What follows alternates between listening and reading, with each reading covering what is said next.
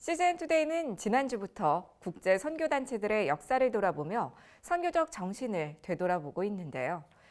오늘은 그 두 번째 시간으로 120여 년의 역사를 지닌 선교단체 국제 SIM 선교회를 소개해드립니다. 보도에 박건희 기자입니다.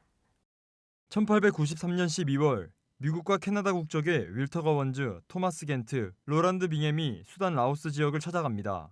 오늘날 나이지리아 북부 지역에 해당되는 당시 이 지역은 백인들의 무덤이라는 별칭을 갖고 있었습니다. 그러나 의사, 목회자 등 부족함 없는 삶을 살던 20대의 새 청년은 많은 사람들을 만류해도 복음을 전하기 위해 자신들의 삶을 포기합니다. 그리고 수단 내지 선교회가 시작됐습니다. 식민지로 운영하던 이제 영국 사람들도 당신들 여기 왜 왔냐? 당신 필요 없다. 그러니까 같은 백인들도 그 사람들을 반대했고, 뭐 흑인들은 말할 것도 없고, 기후나 질병이나 뭐 모든 것이 다 이 사람들 보고 웰컴하지 않는다.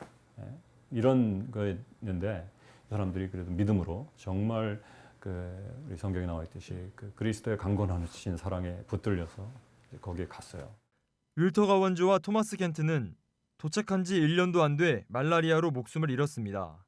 홀로 남은 로랜드 빙햄은 조국으로 돌아가 상심하고 있을 윌터 가원즈의 어머니를 만났습니다. 그 어머니가 정말 대단한 분이었어요. 어머니가 뭐라 그러냐면 내 아들은 의사였는데 여기 있었으면 돈도 잘 벌었을 테고 사람들의 존경도 받았을 테고 그러나 내 아들이 하나님의 명령에 순종하지 않고 돈 벌고 명성 얻고 그리고 오래 사는 그것보다 나는 하나님의 명령에 순종해서 명성도 없고 돈도 벌지 못했지만 그 명령에 순종하는 모습으로 거기서 죽어갔다는 것이 난 너무나 자랑스럽다.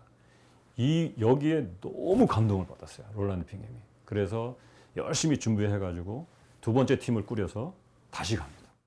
수단을 두 번째 방문한 로랜드 빙햄은 1년 만에 말라리아에 걸려 또 한 번 본국으로 철수합니다.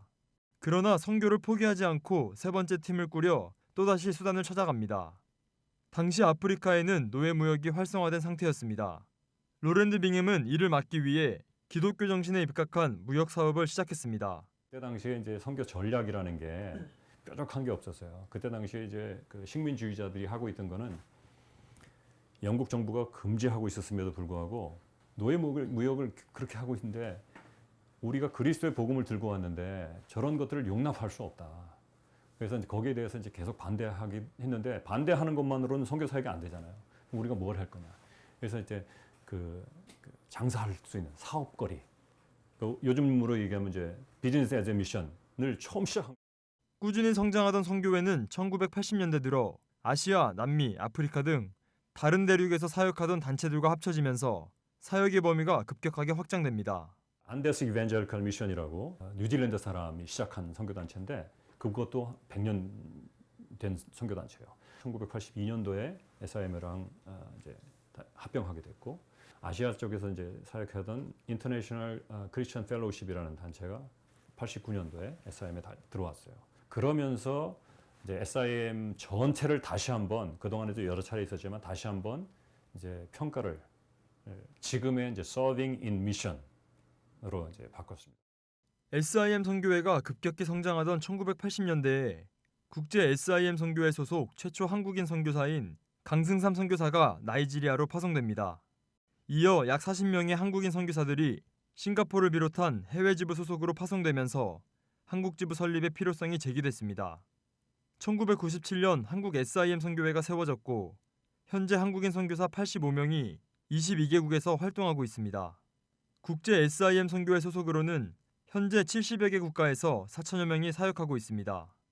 127년을 맞은 SIM 선교회는 교회 개척과 제자 훈련부터 의료, 스포츠, 비즈니스 등 다방면에서 사역을 진행하고 있습니다.